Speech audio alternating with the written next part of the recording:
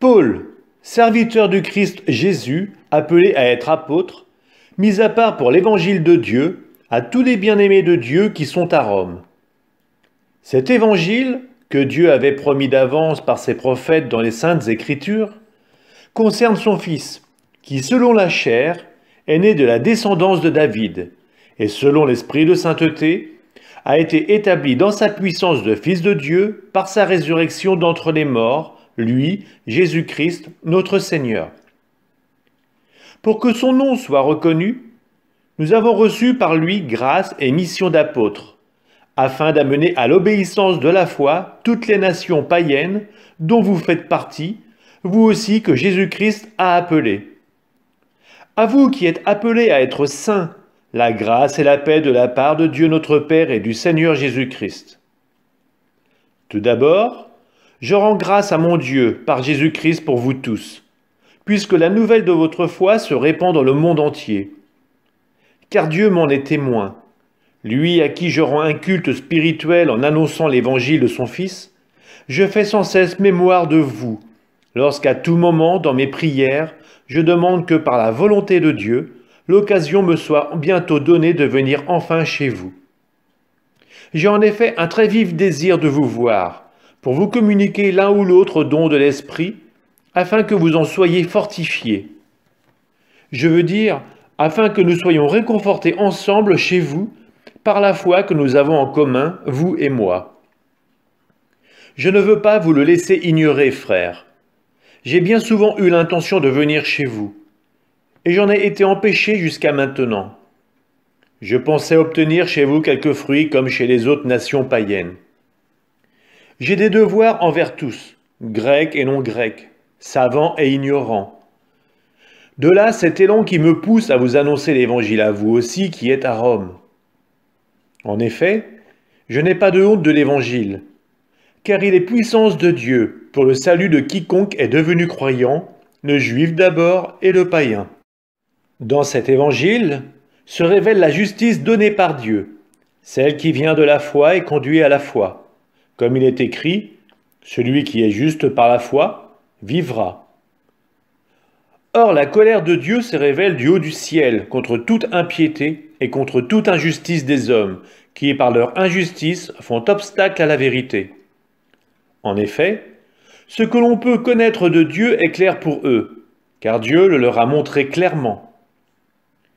Depuis la création du monde, on peut voir avec l'intelligence à travers les œuvres de Dieu, ce qui de lui est invisible, sa puissance éternelle et sa divinité.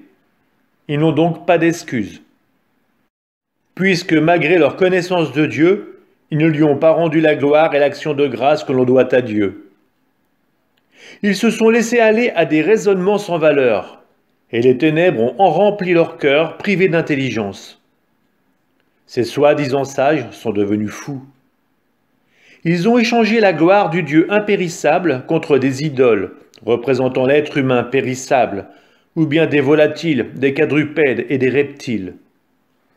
Voilà pourquoi, à cause des convoitises de leur cœur, Dieu les a livrés à l'impureté, de sorte qu'ils déshonorent eux-mêmes leur corps. Ils ont échangé la vérité de Dieu contre le mensonge. Ils ont vénéré la création et lui ont rendu un culte plutôt qu'à son Créateur, lui qui est béni éternellement. Amen. C'est pourquoi Dieu les a livrés à des passions déshonorantes. Chez eux, les femmes ont échangé les rapports naturels pour des rapports contre nature. De même, les hommes ont abandonné les rapports naturels avec les femmes pour brûler de désir les uns pour les autres. Les hommes font avec les hommes des choses infâmes, et ils reçoivent en retour dans leur propre personne le salaire dû à leur égarement. Et comme ils n'ont pas jugé bon de garder la vraie connaissance de Dieu, Dieu les a livrés à une façon de penser dépourvue de jugement. Ils font ce qui est inconvenant. Ils sont remplis de toutes sortes d'injustices, de perversité, de soif de posséder, de méchanceté, ne respirant que jalousie, meurtre, rivalité, ruse, dépravation. Ils sont détracteurs, médisants, ennemis de Dieu, insolents, orgueilleux, fanfarons, ingénieux à faire le mal, révoltés contre leurs parents. Ils sont sans intelligence, sans loyauté, sans affection, sans pitié. Ils savent bien que, d'après le juste décret de Dieu, ceux qui font de telles choses méritent la mort. Et eux, non seulement ils les font, mais encore ils approuvent ceux qui les font. De même toi, l'homme qui juge, tu n'as aucune excuse. Qui que tu sois, quand tu juges les autres, tu te condamnes toi-même, car tu fais comme eux, toi qui juges. Or nous savons que Dieu juge selon la vérité ceux qui font de telles choses. Et toi, l'homme qui juge ceux qui font de telles choses et les fait toi-même, penses-tu échapper au jugement de Dieu? Ou bien méprises-tu ces trésors de bonté, de longanimité et de patience, en refusant de reconnaître que cette bonté de Dieu te pousse à la conversion? Avec ton cœur endurci, qui ne veut pas se convertir, tu accumules la colère contre toi pour ce jour de colère où sera révélé le juste jugement de Dieu, lui qui rendra à chacun selon ses œuvres. Ceux qui font le bien avec persévérance et recherchent ainsi la gloire, l'honneur et une existence impérissable, recevront la vie éternelle. Mais les intrigants qui se refusent à la vérité pour se donner à l'injustice subiront la colère et la fureur. Oui, détresse et angoisse pour tout homme qui commet le mal, le juif d'abord et le païen. Mais gloire, honneur et paix pour quiconque fait le bien, le juif d'abord et le païen. Car Dieu est impartial. En effet, tous ceux qui ont péché sans la loi de Moïse périront aussi sans la loi. Et tous ceux qui ont péché en ayant la loi seront jugés au moyen de la loi. Car ce n'est pas ceux qui écoutent la loi qui sont justes devant Dieu, mais ceux qui pratiquent la loi, ceux-là seront justifiés. Quand des païens qui n'ont pas la loi pratiquent spontanément ce que prescrit la loi, eux qui n'ont pas la loi sont à eux-mêmes leur propre loi. Ils montrent ainsi que la façon d'agir prescrite par la loi est inscrite dans leur cœur, et leur conscience en témoigne, ainsi que les arguments par lesquels ils se condamnent ou s'approuvent les uns les autres. Cela apparaîtra le jour où ce qui est caché dans les hommes sera jugé par Dieu, conformément à l'évangile que j'annonce par le Christ Jésus. Mais toi qui portes le nom de juif, qui te reposes sur la loi, qui mets ta fierté en Dieu, toi qui connais sa volonté et qui discernes l'essentiel parce que tu es à l'école de la loi, toi qui es convaincu d'être toi-même guide des aveugles, lumière de ceux qui sont dans les ténèbres, éducateur des insensés, maître des tout-petits, toi qui es convaincu de posséder dans la loi l'expression même de la connaissance et de la vérité, bref, toi qui instruis les autres, tu ne t'instruis pas toi-même. Toi qui proclames qu'il ne faut pas voler, tu voles. Toi qui dis de ne pas commettre l'adultère, tu le commets. Toi qui as horreur des idoles, tu pilles leur temple. Toi qui mets ta fierté dans ta loi, tu déshonores Dieu en transgressant la loi. Car comme le dit l'Écriture, à cause de vous, le nom de Dieu est bafoué parmi les nations. Sans doute la circoncision est utile si tu pratiques la loi. Mais si tu transgresses la loi, malgré ta circoncision, tu es devenu non circoncis. À l'inverse, si le non circoncis garde les préceptes de la loi, ne sera-t-il pas considéré comme s'il était circoncis? Celui qui n'est pas circoncis dans son corps, mais qui accomplit la loi, te jugera, toi qui transgresses la loi tout en ayant la lettre de la loi et la circoncision. Ce n'est pas ce qui est visible qui fait le juif. Ce n'est pas la marque visible dans la chair qui fait la circoncision. Mais c'est ce qui est caché qui fait le juif. Sa circoncision est celle du cœur, selon l'esprit et non selon la lettre. Et sa louange ne vient pas des hommes, mais de Dieu. Mais alors, quelle est la supériorité du juif? Quelle est l'utilité de la circoncision? Grande à tous les égards. D'abord, parce que c'est aux Juifs que les paroles de Dieu ont été confiées. Mais alors, qu'en est-il? Si certains ont refusé de croire, leur manque de foi va-t-il donc empêcher Dieu d'être digne de foi? Pas du tout. Qu'il soit bien entendu que Dieu est véridique, et tout homme menteur, comme il est écrit. Ainsi on te reconnaît juste lorsque tu parles, et tu triomphes lorsqu'on te met en jugement. Et si notre injustice manifeste la justice de Dieu, que dirons-nous? Que Dieu est injuste quand il donne libre cours à sa colère? Et là, je parle de manière humaine. Mais pas du tout. Sinon, comment Dieu jugera-t-il le monde? Et si la vérité de Dieu éclate pour sa gloire grâce à mon mensonge, pourquoi suis-je encore condamné comme pécheur? Faut-il dire « Faisons le mal pour qu'il en sorte du bien », comme certains nous accusent injurieusement de le dire? Cela mérite leur condamnation. Alors, avons-nous une supériorité? Pas entièrement. Nous avons déjà montré que tous, juifs et païens, sont sous la domination du péché.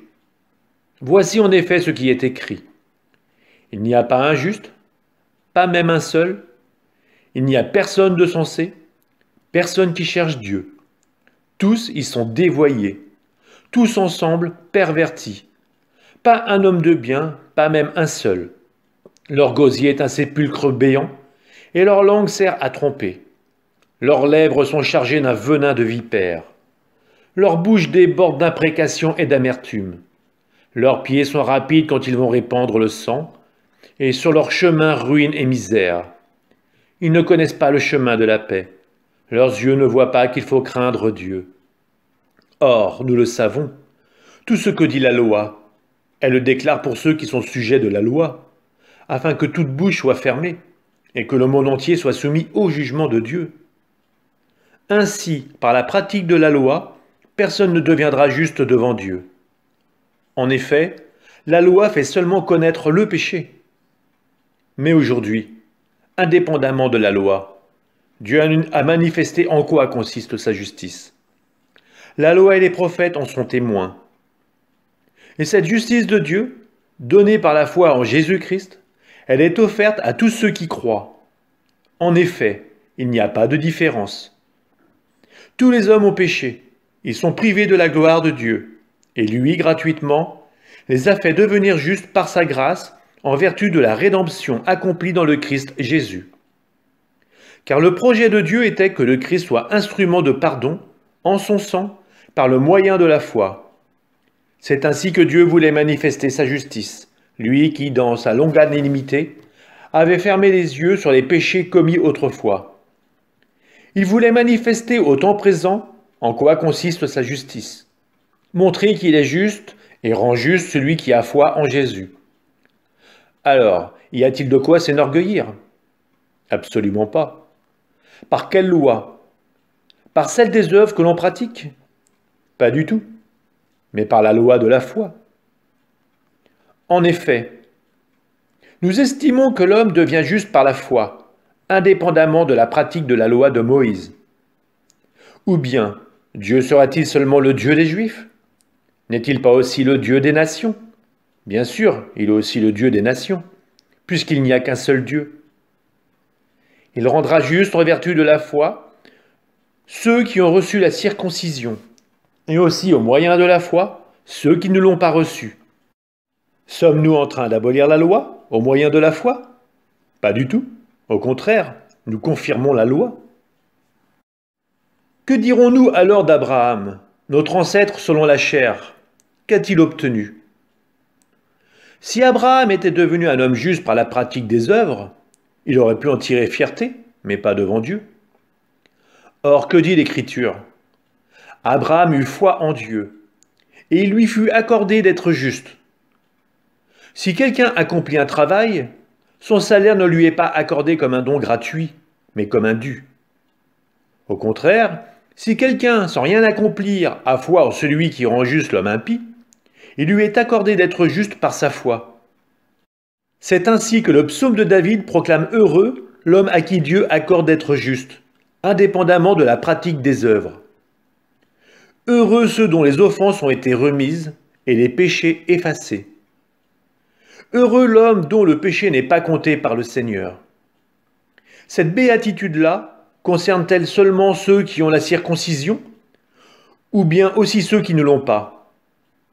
Nous disons en effet, c'est pour sa foi qu'il a été accordé à Abraham d'être juste. Et quand cela lui fut-il accordé? Après la circoncision ou avant? Non pas après, mais avant. Et il reçut le signe de la circoncision comme la marque de la justice obtenue par la foi avant d'être circoncis. De cette façon, il est le Père de tous ceux qui croient sans avoir la circoncision, pour qu'à eux aussi il soit accordé d'être justes. Et il est également le Père des circoncis, ceux qui non seulement ont la circoncision, mais qui marchent aussi sur les traces de la foi de notre Père Abraham avant sa circoncision. Car ce n'est pas en vertu de la loi que la promesse de recevoir le monde en héritage a été faite à Abraham et à sa descendance, mais en vertu de la justice obtenue par la foi.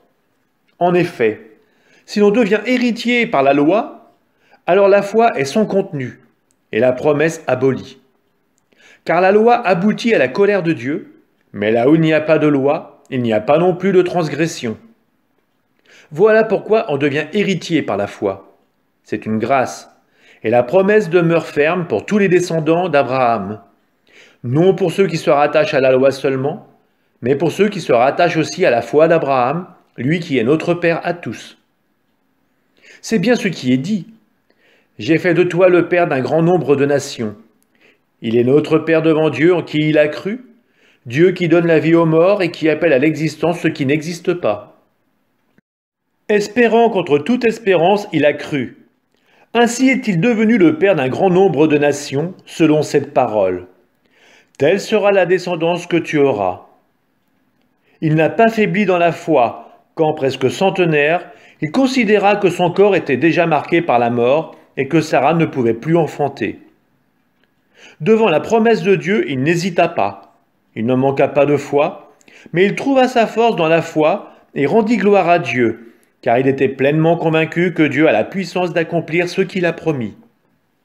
Et voilà pourquoi il lui fut accordé d'être juste. En disant que cela lui fut accordé, l'Écriture ne s'intéresse pas seulement à lui, mais aussi à nous. Car cela nous sera accordé, puisque nous croyons en celui qui a ressuscité d'entre les morts, Jésus notre Seigneur, livré pour nos fautes et ressuscité pour notre justification. Nous qui sommes donc devenus justes par la foi, nous voici en paix avec Dieu par notre Seigneur Jésus-Christ. Lui qui nous a donné par la foi l'accès à cette grâce dans laquelle nous sommes établis. Et nous mettons notre fierté dans l'espérance d'avoir part à la gloire de Dieu. Bien plus, nous mettons notre fierté dans la détresse elle-même, puisque la détresse, nous le savons, produit la persévérance. La persévérance produit la vertu éprouvée. La vertu éprouvée produit l'espérance. Et l'espérance ne déçoit pas, puisque l'amour de Dieu a été répandu dans nos cœurs, par l'Esprit Saint qui nous a été donné. Alors que nous n'étions encore capables de rien, le Christ, au temps fixé par Dieu, est mort pour les impies que nous étions. Accepter de mourir pour un homme juste, c'est déjà difficile. Peut-être quelqu'un s'exposerait-il à mourir pour un homme de bien. Or la preuve que Dieu nous aime, c'est que le Christ est mort pour nous, alors que nous étions encore pécheurs. À plus forte raison, maintenant que le sang du Christ nous a fait devenir des justes, serons-nous sauvés par lui de la colère de Dieu? En effet, si nous avons été réconciliés avec Dieu par la mort de son Fils, alors que nous étions ses ennemis, à plus forte raison, maintenant que nous sommes réconciliés, serons-nous sauvés en ayant part à sa vie? Bien plus, nous mettons notre fierté en Dieu, par notre Seigneur Jésus-Christ, par qui maintenant nous avons reçu la réconciliation. Nous savons que par un seul homme, le péché est entré dans le monde, et que par le péché est venue la mort.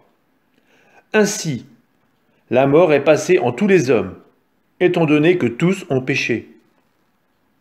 Avant la loi de Moïse, le péché était déjà dans le monde, mais le péché ne peut être imputé à personne tant qu'il n'y a pas de loi. Pourtant, depuis Adam jusqu'à Moïse, la mort a établi son règne, même sur ceux qui n'avaient pas péché par une transgression semblable à celle d'Adam.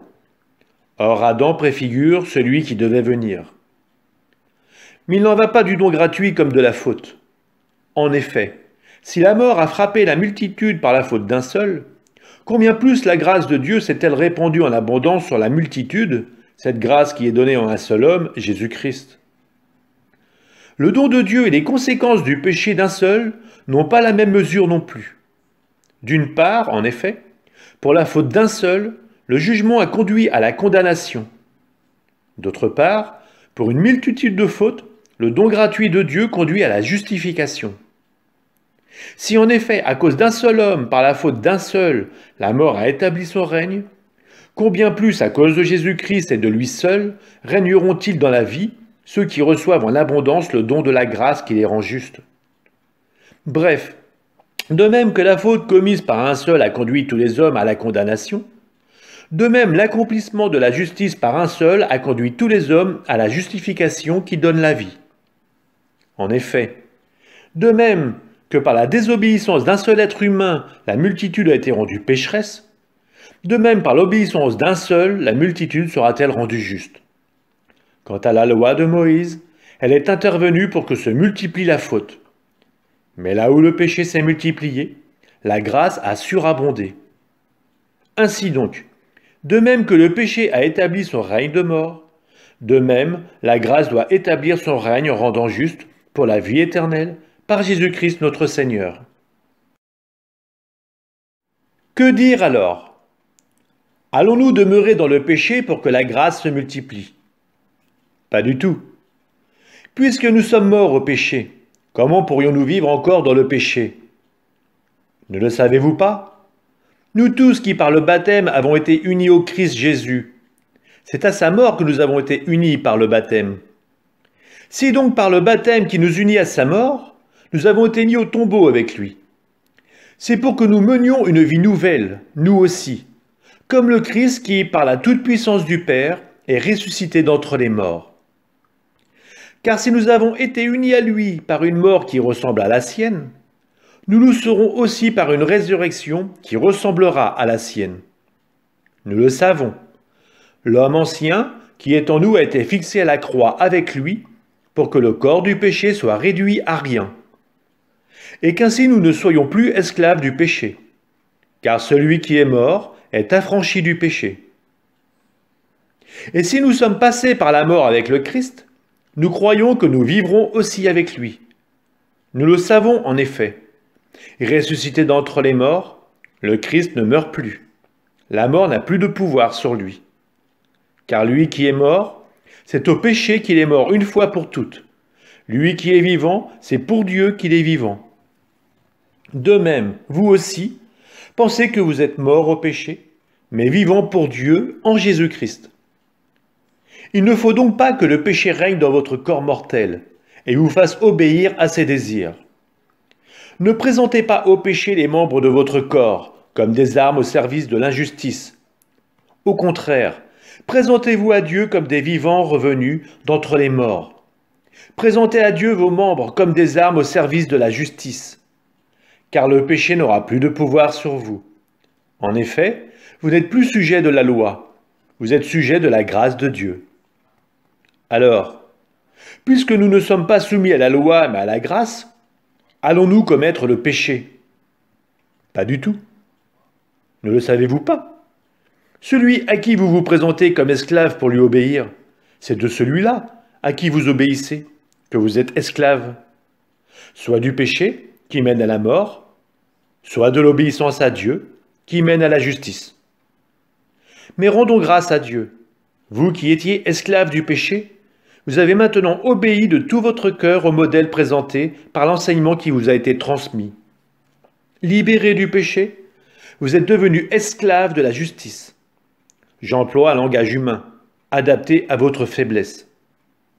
Vous aviez mis les membres de votre corps au service de l'impureté et du désordre. Ce qui mène au désordre, de la même manière, mettez-les à présent au service de la justice, ce qui mène à la sainteté. Quand vous étiez esclave du péché, vous étiez libre par rapport aux exigences de la justice. Qu'avez-vous récolté alors? À commettre des actes dont vous avez honte maintenant. En effet, ces actes-là aboutissent à la mort. Mais maintenant que vous avez été libérés du péché et que vous êtes devenus les esclaves de Dieu, vous récoltez ce qui mène à la sainteté, et cela aboutit à la vie éternelle. Car le salaire du péché, c'est la mort. Mais le don gratuit de Dieu, c'est la vie éternelle dans le Christ, Jésus, notre Seigneur. Ne le savez-vous pas, frères? Je parle à des gens qui s'y connaissent en matière de loi. La loi n'a de pouvoir sur un être humain que durant sa vie. Ainsi, la femme mariée est liée par la loi à son mari s'il est vivant. Mais si le mari est mort, elle est dégagée de la loi du mari. Donc, du vivant de son mari, on la traitera d'adultère si elle appartient à un autre homme. Mais si le mari est mort, elle est libre à l'égard de la loi, si bien qu'elle ne sera pas adultère en appartenant à un autre. De même, mes frères, vous aussi, vous avez été mis à mort par rapport à la loi de Moïse, en raison du corps crucifié du Christ, pour que vous apparteniez à un autre, celui qui est ressuscité d'entre les morts, afin que nous portions des fruits pour Dieu. En effet, quand nous étions encore des êtres charnels, les passions coupables provoquées par la loi agissaient dans tous nos membres, pour nous faire porter des fruits de mort. Mais maintenant, nous avons été dégagés de la loi, étant morts à ce qui nous entravait. Ainsi, nous pouvons servir d'une façon nouvelle, celle de l'esprit, et non plus à la façon ancienne, celle de la lettre de la loi. Que dire alors? La loi est-elle péché? Pas du tout. Mais je n'aurais pas connu le péché s'il n'y avait pas eu la loi. En effet, j'aurais ignoré la convoitise si la loi n'avait pas dit « tu ne convoiteras pas ». Se servant de ce commandement, le péché a saisi l'occasion. Il a produit en moi toutes sortes de convoitises. Sans la loi, en effet, le péché est chose morte. Et moi, jadis, sans la loi, je vivais. Mais quand le commandement est venu, le péché est devenu vivant. Et pour moi, ce fut la mort. Il se trouve donc que pour moi, ce commandement qui devait mener à la vie, a mené à la mort. En effet, le péché a saisi l'occasion. En se servant du commandement, il m'a séduit, et par lui, il m'a tué. Ainsi, la loi est sainte. Le commandement est saint, juste et bon. Est-ce donc quelque chose de bon qui, pour moi, a été la mort? Pas du tout, c'est le péché. Pour qu'on voit bien qu'il est le péché, il s'est servi de quelque chose de bon pour causer ma mort. Ainsi, par le commandement, c'est le péché lui-même qui est devenu démesurément pécheur. Nous savons bien que la loi est une réalité spirituelle, mais moi, je suis un homme charnel, vendu au péché. En effet, ma façon d'agir, je ne la comprends pas, car ce que je voudrais, cela, je ne le réalise pas. Mais ce que je déteste, c'est cela que je fais. Or, si je ne veux pas le mal que je fais, je suis d'accord avec la loi, je reconnais qu'elle est bonne. Mais en fait, ce n'est plus moi qui agis, c'est le péché, lui qui habite en moi. Je sais que le bien n'habite pas en moi, c'est-à-dire dans l'être de chair que je suis. En effet, ce qui est à ma portée, c'est de vouloir le bien, mais pas de l'accomplir. Je ne fais pas le bien que je voudrais, mais je commets le mal que je ne voudrais pas. Si je fais le mal que je ne voudrais pas, alors ce n'est plus moi qui agis ainsi, mais c'est le péché, lui qui habite en moi. Moi qui voudrais faire le bien, je constate donc en moi cette loi. Ce qui est à ma portée, c'est le mal. Au plus profond de moi-même, je prends plaisir à la loi de Dieu. Mais dans les membres de mon corps, je découvre une autre loi, qui combat contre la loi que suit ma raison et me rend prisonnier de la loi du péché présente dans mon corps. Malheureux homme que je suis, qui donc me délivrera de ce corps qui m'entraîne à la mort? Mais grâce soit rendue à Dieu par Jésus-Christ notre Seigneur. Ainsi moi, par ma raison, je suis au service de la loi de Dieu, et par ma nature charnelle, au service de la loi du péché. Ainsi, pour ceux qui sont dans le Christ Jésus, il n'y a plus de condamnation. Car la loi de l'Esprit qui donne la vie dans le Christ Jésus t'a libéré de la loi du péché et de la mort. En effet, quand Dieu a envoyé son propre Fils dans une condition charnelle semblable à celle des pécheurs pour vaincre le péché, il a fait ce que la loi de Moïse ne pouvait pas faire à cause de la faiblesse humaine. Il a condamné le péché dans l'homme charnel. Il voulait ainsi que l'exigence de la loi s'accomplisse en nous, dont la conduite n'est pas selon la chair, mais selon l'esprit. En effet, ceux qui se conforment à la chair tendent vers ce qui est charnel. Ceux qui se conforment à l'esprit tendent vers ce qui est spirituel. Et la chair tend vers la mort. Mais l'esprit tend vers la vie et la paix. Car la tendance de la chair est ennemie de Dieu. Elle ne se soumet pas à la loi de Dieu. Elle n'en est même pas capable. Ceux qui sont sous l'emprise de la chair ne peuvent pas plaire à Dieu. Or vous n'êtes pas sous l'emprise de la chair, mais sous celle de l'Esprit, puisque l'Esprit de Dieu habite en vous. Celui qui n'a pas l'Esprit du Christ ne lui appartient pas. Mais si le Christ est en vous, le corps, il est vrai, reste marqué par la mort à cause du péché, mais l'Esprit vous fait vivre, puisque vous êtes devenus des justes. Et si l'Esprit de celui qui a ressuscité Jésus d'entre les morts habite en vous, celui qui a ressuscité Jésus, le Christ, d'entre les morts, donnera aussi la vie à vos corps mortels par son Esprit qui habite en vous. Ainsi donc, frères, nous avons une dette, mais elle n'est pas envers la chair pour devoir vivre selon la chair. Car si vous vivez selon la chair, vous allez mourir.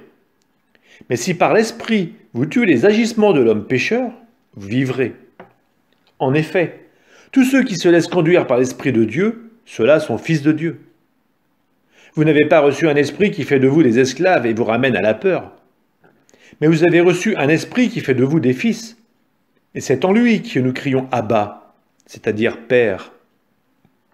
C'est donc l'Esprit Saint lui-même qui atteste à notre esprit que nous sommes enfants de Dieu. Puisque nous sommes ses enfants, nous sommes aussi ses héritiers. Héritiers de Dieu, héritiers avec le Christ, si du moins nous souffrons avec lui pour être avec lui dans la gloire. J'estime, en effet, qu'il n'y a pas de commune mesure entre les souffrances du temps présent et la gloire qui va être révélée pour nous. En effet, la création attend avec impatience la révélation des fils de Dieu. Car la création a été soumise au pouvoir du néant, non pas de son plein gré, mais à cause de celui qui l'a livrée à ce pouvoir. Pourtant, elle a gardé l'espérance d'être elle aussi libérée de l'esclavage de la dégradation pour connaître la liberté de la gloire donnée aux enfants de Dieu. Nous le savons bien, la création tout entière gémit. Elle passe par les douleurs d'un enfantement qui dure encore. Et elle n'est pas seule. Nous aussi en nous-mêmes, nous gémissons. Nous avons commencé à recevoir l'Esprit Saint, mais nous attendons notre adoption et la rédemption de notre corps. Car nous avons été sauvés, mais c'est en espérance. Voir ce qu'on espère, ce n'est plus espérer. Ce que l'on voit, comment peut-on l'espérer encore? Mais nous, qui espérons ce que nous ne voyons pas, nous l'attendons avec persévérance. Bien sûr, l'Esprit Saint vient au secours de notre faiblesse, car nous ne savons pas prier comme il faut. L'Esprit lui-même intercède pour nous par des gémissements inexprimables. Et Dieu, qui scrute les cœurs, connaît les intentions de l'Esprit, puisque c'est selon Dieu que l'Esprit intercède pour les fidèles. Nous le savons, quand les hommes aiment Dieu, lui-même fait tout contribuer à leur bien, puisqu'ils sont appelés selon le dessein de son amour. Ceux que d'avance il connaissait, il les a aussi destinés d'avance à être configurés à l'image de son Fils, pour que ce Fils soit le premier-né d'une multitude de frères. Ceux qu'il avait destinés d'avance, il les a aussi appelés. Ceux qu'il a appelés, il en a fait des justes. Et ceux qu'il a rendus justes, il leur a donné sa gloire. Que dire de plus? Si Dieu est pour nous, qui sera contre nous? Il n'a pas épargné son propre Fils, mais il l'a livré pour nous tous. Comment pourrait-il, avec lui, ne pas nous donner tout? Qui accusera ceux que Dieu a choisis? Dieu est celui qui rend juste. Alors, qui pourra condamner? Le Christ Jésus est mort. Bien plus, il est ressuscité. Il est à la droite de Dieu et il intercède pour nous. Alors, qui pourra nous séparer de l'amour du Christ? La détresse, l'angoisse, la persécution, la faim, le dénuement, le danger, le glaive. En effet, il est écrit: c'est pour toi qu'on nous massacre sans arrêt, qu'on nous traite en brebis d'abattoir. Mais en tout cela, nous sommes les grands vainqueurs grâce à celui qui nous a aimés. J'en ai la certitude. Ni la mort, ni la vie, ni les anges, ni les principautés célestes, ni le présent, ni l'avenir, ni les puissances, ni les hauteurs, ni les abîmes, ni aucune autre créature, rien ne pourra nous séparer de l'amour de Dieu qui est dans le Christ Jésus notre Seigneur. C'est la vérité que je dis dans le Christ. Je ne mens pas. Ma conscience m'en rend témoignage dans l'Esprit Saint. J'ai dans le cœur une grande tristesse, une douleur incessante. Moi-même pour les Juifs, mes frères de race, je souhaiterais être anathème, séparé du Christ. Ils sont en effet israélites. Ils ont l'adoption, la gloire, les alliances, la législation, le culte, les promesses de Dieu. Ils ont les patriarches, et c'est de leur race que le Christ est né. Lui qui est au-dessus de tout, Dieu béni pour les siècles. Amen. Cela ne veut pas dire que la parole de Dieu a été mise en échec, car ceux qui sont nés d'Israël ne sont pas tous Israël. Et tous ceux qui sont la descendance d'Abraham ne sont pas pour autant ses enfants, car il est écrit « C'est par Isaac qu'une descendance portera ton nom ». Autrement dit, ce ne sont pas les enfants de la chair qui sont enfants de Dieu, mais ce sont les enfants de la promesse qui sont comptés comme descendance. Car telle est la parole de la promesse. À la même époque, je reviendrai, et Sarah aura un fils. Et ce n'est pas tout, il y a aussi Rebecca. Elle ne s'était unie qu'à un seul homme, Isaac, notre père. Ses enfants n'avaient pas encore été mis au monde, et n'avaient donc fait ni bien ni mal. Or, afin que demeure le projet de Dieu qui relève de son choix et ne dépend pas des œuvres, mais de celui qui appelle, il fut dit à cette femme, « L'aîné servira le plus jeune. » Comme il est écrit, « J'ai aimé Jacob, je n'ai pas aimé Ésaü. » Que dire alors? Y a-t-il de l'injustice en Dieu? Pas du tout. En effet, il dit à Moïse, « À qui je fais miséricorde, je ferai miséricorde. Pour qui j'ai de la tendresse, j'aurai de la tendresse. » Il ne s'agit donc pas du vouloir ni de l'effort humain, mais de Dieu qui fait miséricorde. En effet, l'Écriture dit au Pharaon, « Si je t'ai suscité, c'est pour montrer en toi ma puissance, et pour que mon nom soit proclamé sur toute la terre. » Ainsi donc, il fait miséricorde à qui il veut, et il endurcit qui il veut. Alors tu vas me dire, pourquoi Dieu adresse-t-il encore des reproches? Qui en effet a pu s'opposer à sa volonté? Mais toi, homme, qui es-tu donc pour entrer en contestation avec Dieu? L'œuvre dira-t-elle à l'ouvrier, pourquoi m'as-tu fait ainsi? Le potier n'est-il pas maître de son argile pour faire avec la même pâte un objet pour un usage honorable et un autre pour un usage méprisable?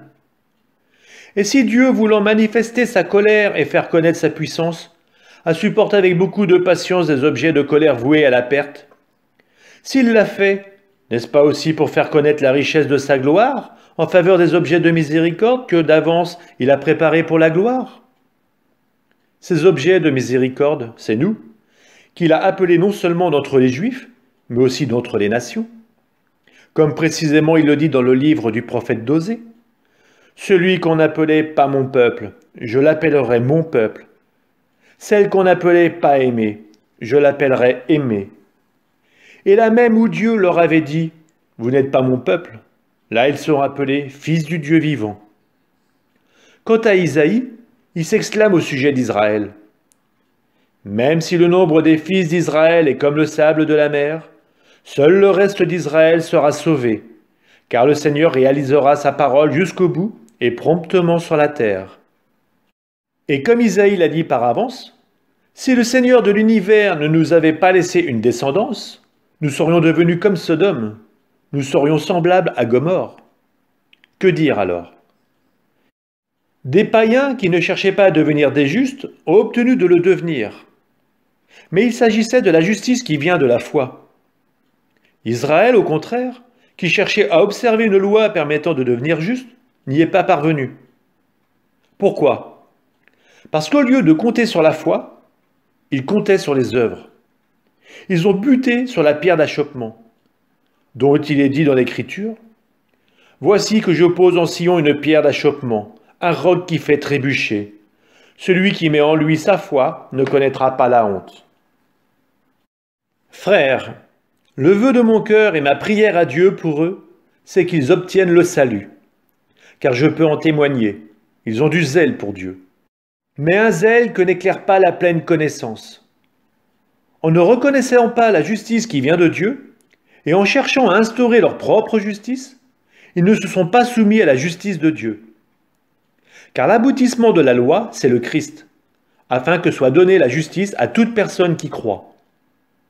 Au sujet de la justice qui vient de la loi, Moïse écrit « L'homme qui mettra les commandements en pratique y trouvera la vie. » Mais la justice qui vient de la foi parle ainsi Ne dis pas dans ton cœur, qui montera aux cieux, c'est-à-dire pour en faire descendre le Christ. Ou bien, qui descendra au fond de l'abîme, c'est-à-dire pour faire remonter le Christ d'entre les morts. Mais que dit cette justice? Tout près de toi est la parole. Elle est dans ta bouche et dans ton cœur. Cette parole, c'est le message de la foi que nous proclamons. En effet, si de ta bouche tu affirmes que Jésus est Seigneur, si dans ton cœur tu crois que Dieu l'a ressuscité d'entre les morts, alors tu seras sauvé. Car c'est avec le cœur que l'on croit pour devenir juste. C'est avec la bouche que l'on affirme sa foi pour parvenir au salut. En effet, l'Écriture dit « Quiconque met en lui sa foi ne connaîtra pas la honte ». Ainsi, entre les Juifs et les païens, il n'y a pas de différence. Tous ont le même Seigneur, généreux envers tous ceux qui l'invoquent. En effet, quiconque invoquera le nom du Seigneur sera sauvé. Or, comment l'invoquer si on n'a pas mis sa foi en lui? Comment mettre sa foi en lui si on ne l'a pas entendu? Comment entendre si personne ne proclame? Comment proclamer sans être envoyé? Il est écrit « Comme ils sont beaux les pas des messagers qui annoncent les bonnes nouvelles ». Et pourtant, tous n'ont pas obéi à la bonne nouvelle. Isaïe demande en effet « Qui a cru, Seigneur, en nous entendant parler ?» Or la foi naît de ce que l'on entend. Et ce que l'on entend, c'est la parole du Christ. Alors je pose la question, n'aurait-on pas entendu? Mais si, bien sûr. Un psaume le dit. Sur toute la terre se répand leur message et leur parole jusqu'aux limites du monde. Je pose encore la question, Israël n'aurait-il pas compris? Moïse le premier dit, « Je vais vous rendre jaloux par une nation qui n'en est pas une. Par une nation stupide, je vais vous exaspérer. » Et Isaïe a l'audace de dire, « Je me suis laissé trouver par ceux qui ne me cherchaient pas. Je me suis manifesté à ceux qui ne me demandaient rien. » Et à propos d'Israël, il dit, « Tout le jour j'ai tendu les mains vers un peuple qui refuse de croire et qui conteste. » Je pose donc la question, Dieu a-t-il rejeté son peuple? Pas du tout. Moi-même, en effet, je suis israélite, de la descendance d'Abraham, de la tribu de Benjamin. Dieu n'a pas rejeté son peuple, que d'avance il connaissait. Ne savez-vous pas ce que dit l'Écriture dans l'histoire d'Élie, lorsqu'il en appelle à Dieu contre Israël? Il disait, « Seigneur, ils ont tué tes prophètes et renversé tes autels. Je suis le seul à être resté, et ils en veulent à ma vie. » Mais quelle est la réponse divine? Je me suis réservé 7000 hommes qui n'ont pas fléchi le genou devant Baal. De la même manière, il y a donc aussi dans le temps présent un reste choisi par grâce. Et si c'est par grâce, ce n'est pas par les œuvres. Autrement, la grâce ne serait plus la grâce. Que dire alors? Ce qu'Israël recherche, il ne l'a pas obtenu. Mais ceux qui ont été choisis l'ont obtenu, tandis que les autres ont été endurcis. Comme le dit l'Écriture, Dieu leur a donné un esprit de torpeur, des yeux pour ne pas voir et des oreilles pour ne pas entendre, jusqu'au jour d'aujourd'hui. Et David ajoute, « Que leur table devienne un piège, une trappe, une occasion de chute, une juste rétribution. Que leurs yeux s'obscurcissent pour qu'ils ne voient plus. Fais-leur sans cesse courber le dos. » Je pose encore une question.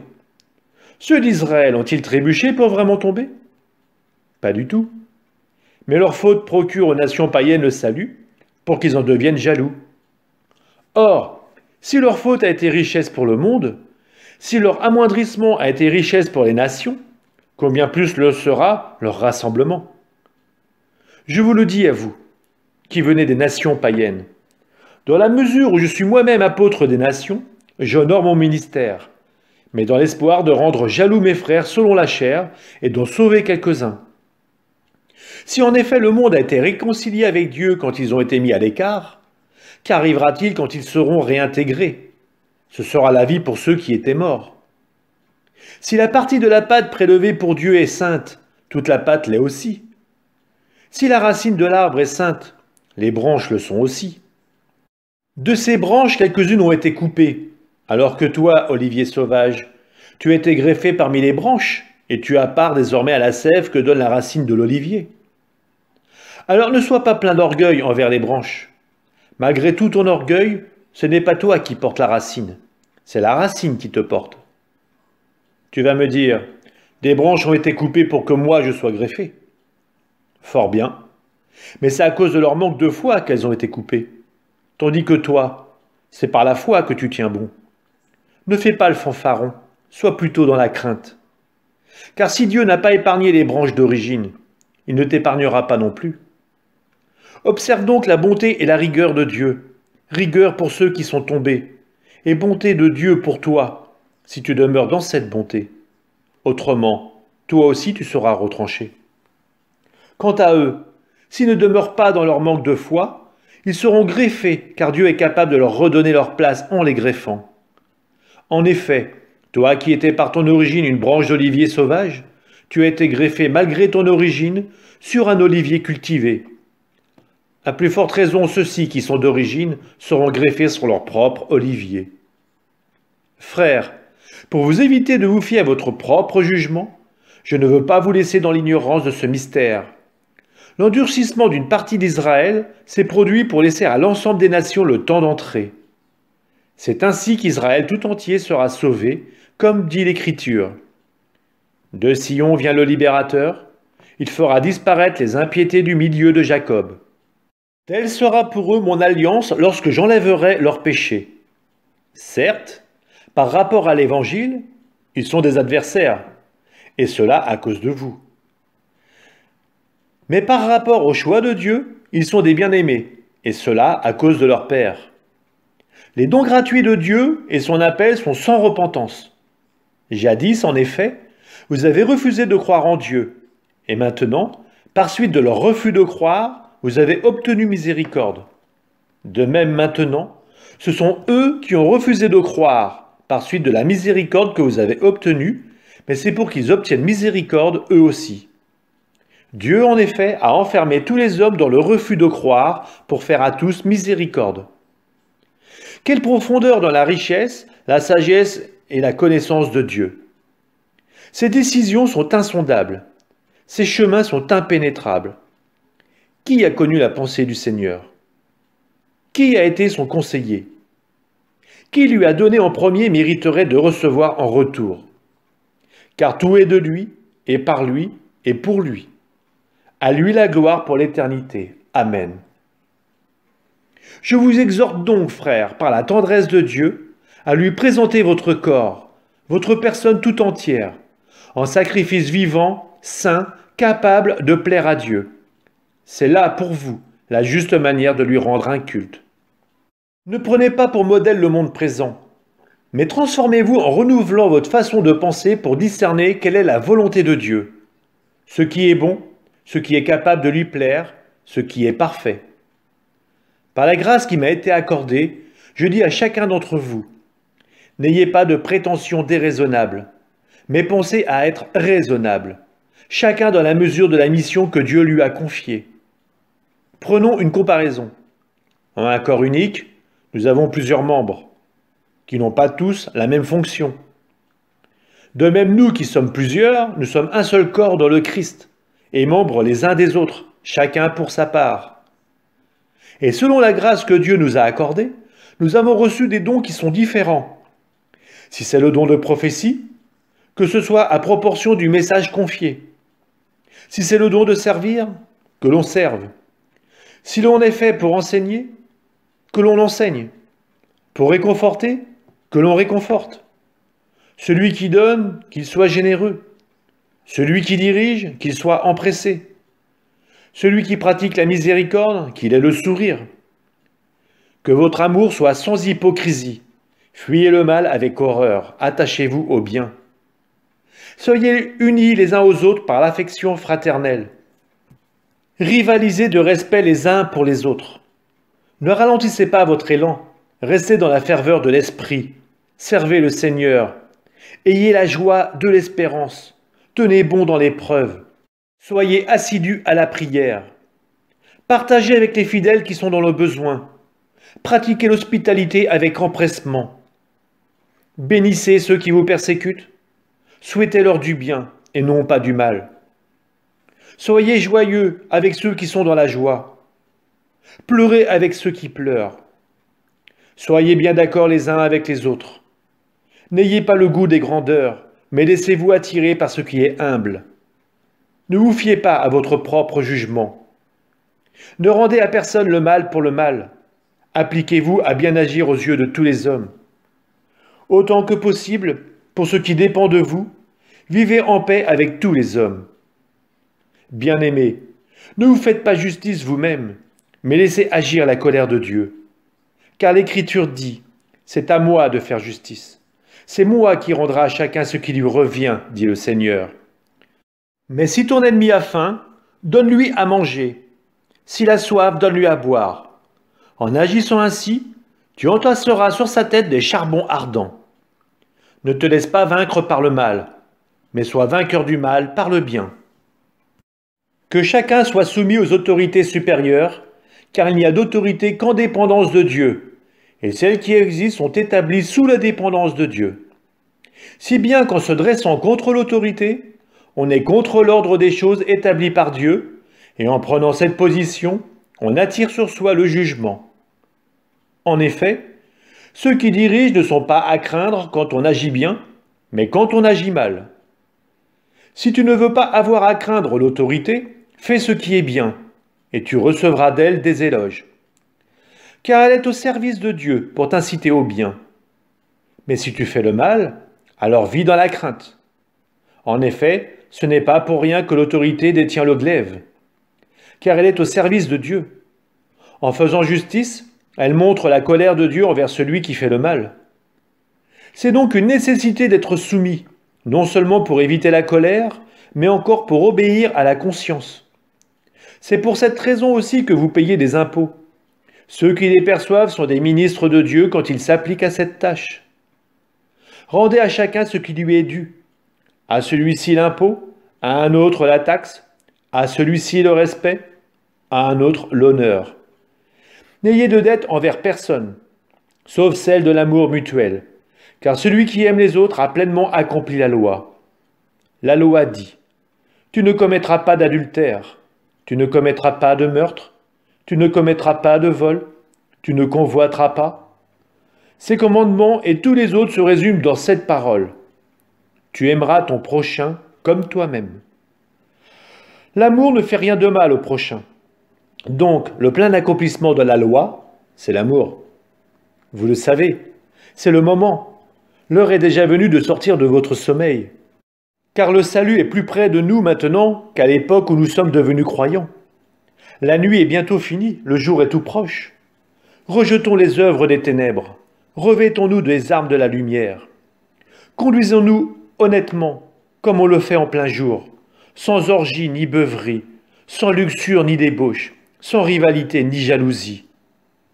Mais revêtez-vous du Seigneur Jésus-Christ. Ne vous abandonnez pas aux préoccupations de la chair pour en satisfaire les convoitises. Accueillez celui qui est faible dans la foi, sans critiquer ses raisonnements. L'un, à cause de sa foi, s'autorise à manger de tout. L'autre, étant faible, ne mange que des légumes. Que celui qui mange ne méprise pas celui qui ne mange pas. Et que celui qui ne mange pas ne juge pas celui qui mange, car Dieu l'a accueilli lui aussi. Toi, qui es-tu pour juger le serviteur d'un autre? Qu'il tienne debout, qu'il tombe, cela regarde son maître à lui. Mais il sera debout, car son maître, le Seigneur, a le pouvoir de le faire tenir debout. L'un juge qu'il faut faire des différences entre les jours, l'autre juge qu'ils se valent tous. Que chacun reste pleinement convaincu de son point de vue. Celui qui se préoccupe des jours le fait pour le Seigneur. De même, celui qui mange de tout le fait pour le Seigneur, car il rend grâce à Dieu. Mais celui qui ne mange pas de tout le fait aussi pour le Seigneur, et il rend grâce à Dieu. En effet, aucun d'entre nous ne vit pour soi-même, et aucun ne meurt pour soi-même. Si nous vivons pour le Seigneur. Si nous mourrons pour le Seigneur. Ainsi, dans notre vie comme dans notre mort, nous appartenons au Seigneur. Car si le Christ a connu la mort, puis la vie, c'est pour devenir le Seigneur et des morts et des vivants. Alors toi, Pourquoi juger ton frère? Toi, pourquoi mépriser ton frère? Tous, en effet, nous comparaîtrons devant le tribunal de Dieu. Car il est écrit, « Aussi vrai que je suis vivant, dit le Seigneur, tout genou fléchira devant moi, et toute langue proclamera la louange de Dieu. » Ainsi, chacun de nous rendra compte à Dieu pour soi-même. Dès lors, cessons de nous juger les uns les autres. Mais jugez plutôt qu'il ne faut rien mettre devant un frère qui le fasse achoper ou trébucher. Je le sais, et j'en suis persuadé dans le Seigneur Jésus. Aucune chose n'est impure en elle-même, mais si quelqu'un la considère comme impure, pour celui-là, elle est impure. Nous les forts, nous devons porter la fragilité des faibles, et non pas faire ce qui nous plaît.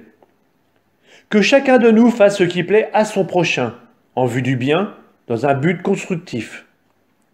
Car le Christ n'a pas fait ce qui lui plaisait, mais de lui, il est écrit « Sur moi sont retombées les insultes de ceux qui t'insultent. » Or, tout ce qui a été écrit à l'avance dans les livres saints l'a été pour nous instruire, afin que grâce à la persévérance et au réconfort des Écritures, nous ayons l'espérance. Que le Dieu de la persévérance et du réconfort vous donne d'être d'accord les uns avec les autres, selon le Christ Jésus. Ainsi, d'un même cœur, d'une seule voix, vous rendrez gloire à Dieu, le Père de notre Seigneur Jésus-Christ. Accueillez-vous donc les uns les autres, comme le Christ vous a accueillis pour la gloire de Dieu. Car je vous le déclare, le Christ s'est fait le serviteur des Juifs, en raison de la fidélité de Dieu, pour réaliser les promesses faites à nos pères. Quant aux nations, c'est en raison de sa miséricorde qu'elles rendent gloire à Dieu, comme le dit l'Écriture. C'est pourquoi je proclamerai ta louange parmi les nations, je chanterai ton nom. Il est dit encore, réjouissez-vous, nations, avec son peuple. Et encore, louez le Seigneur, toutes les nations, que tous les peuples chantent sa louange. À son tour, Isaïe déclare, il paraîtra le rejeton de Jessé, celui qui se lève pour commander aux nations. En lui, les nations mettront leur espérance. Que le Dieu de l'espérance vous remplisse de toute joie et de paix dans la foi, afin que vous débordiez d'espérance par la puissance de l'Esprit Saint. Moi-même, je suis convaincu, mes frères, que vous êtes pleins de bonnes qualités, remplis de toute connaissance de Dieu, et capables aussi de vous reprendre les uns les autres. Mais je vous ai écrit avec un peu d'audace, comme pour raviver votre mémoire sur certains points, et c'est en raison de la grâce que Dieu m'a donnée. Cette grâce, c'est d'être ministre du Christ Jésus pour les nations, avec la fonction sacrée d'annoncer l'évangile de Dieu, afin que l'offrande des nations soit acceptée par Dieu, sanctifiée dans l'Esprit Saint. Je mets donc ma fierté dans le Christ Jésus, pour ce qui est du service de Dieu. Car je n'oserais rien dire s'il ne s'agissait de ce que le Christ a mis en œuvre par moi, afin d'amener les nations païennes à l'obéissance de la foi, par la parole et l'action, la puissance des signes et des prodiges, la puissance de l'Esprit de Dieu. Ainsi, depuis Jérusalem en rayonnant jusqu'à la Dalmatie, j'ai mené à bien l'annonce de l'évangile du Christ. Je l'ai fait en mettant mon honneur à n'évangéliser que là où le nom du Christ n'avait pas encore été prononcé, car je ne voulais pas bâtir sur les fondations posées par un autre. Mais j'ai agi selon cette parole de l'Écriture. Ceux à qui on ne l'avait pas annoncé verront. Ceux qui n'en avaient pas entendu parler comprendront. C'est précisément ce qui m'a empêché tant de fois d'aller chez vous. Mais maintenant, je n'ai plus de champ d'action dans les régions où je suis, et j'ai depuis des années le désir d'aller chez vous quand je me rendrai en Espagne. En effet, j'espère bien que je vous verrai en passant, et que je recevrai de vous l'aide nécessaire pour me rendre là-bas, quand j'aurai d'abord un peu profité de cette rencontre avec vous. Maintenant, je m'en vais à Jérusalem pour le service des fidèles. Car la Macédoine et la Grèce ont décidé un partage fraternel en faveur des pauvres de la communauté de Jérusalem. Elles ont pris cette décision, en effet, car elles ont une dette envers eux. Puisque les nations ont reçu une part des biens spirituels des fidèles de Jérusalem, elles leur sont à leur tour redevables d'une aide matérielle. Quand donc j'aurai accompli ce service, après leur avoir remis en bonne et due forme le fruit de ce partage, je m'en irai en Espagne en passant par chez vous. Et je le sais bien, quand je me rendrai chez vous, c'est avec la pleine bénédiction du Christ que je viendrai. Je vous exhorte, frères, par notre Seigneur Jésus-Christ et par l'amour de l'Esprit, à soutenir mon combat en priant Dieu pour moi, afin que j'échappe à ceux qui, en Judée, refusent de croire, et que mon service à Jérusalem soit bien accepté par les fidèles.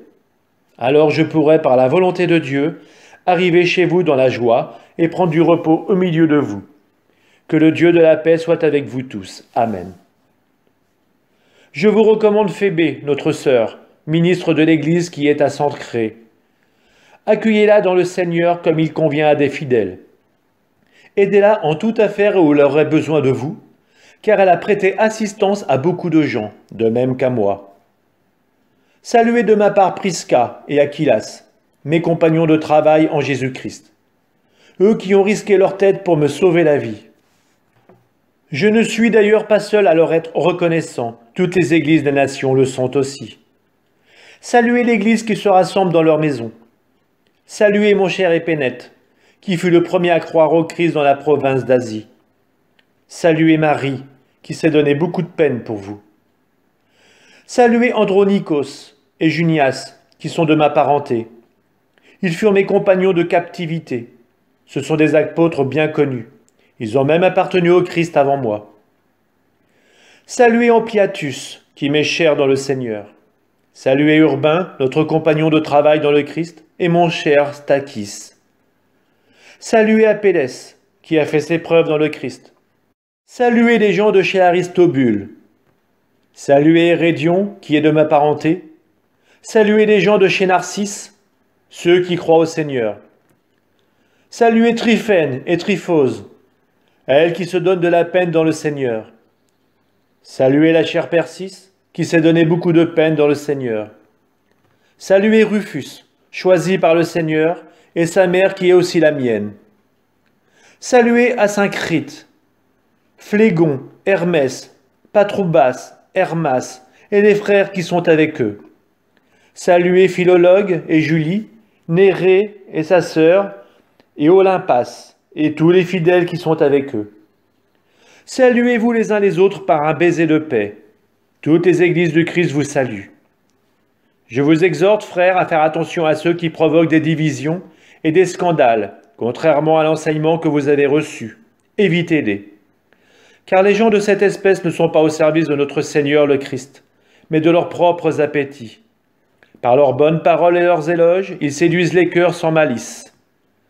Votre obéissance est connue de tous, et je me réjouis pour vous. Mais je veux que vous soyez avisés en vue du bien, et sans compromission avec le mal. Alors sans délai, le Dieu de la paix écrasera Satan sous vos pieds. Que la grâce de notre Seigneur Jésus soit avec vous. Timothée, mon compagnon de travail, vous salue, ainsi que Lucius, Jason et Sosipatros, qui sont de ma parenté. Moi aussi, Tertius, à qui cette lettre a été dictée, je vous salue dans le Seigneur. Gaius vous salue, lui qui me donne l'hospitalité, à moi et à toute l'Église. Éraste, le trésorier de la ville, et notre frère Quartus vous saluent. À celui qui peut vous rendre fort selon mon évangile qui proclame Jésus-Christ. Révélation d'un mystère gardé depuis toujours dans le silence, mystère maintenant manifesté au moyen des écrits prophétiques, selon l'ordre du Dieu éternel, mystère porté à la connaissance de toutes les nations pour les amener à l'obéissance de la foi. À celui qui est le seul sage, Dieu, par Jésus-Christ, à lui la gloire pour les siècles. Amen.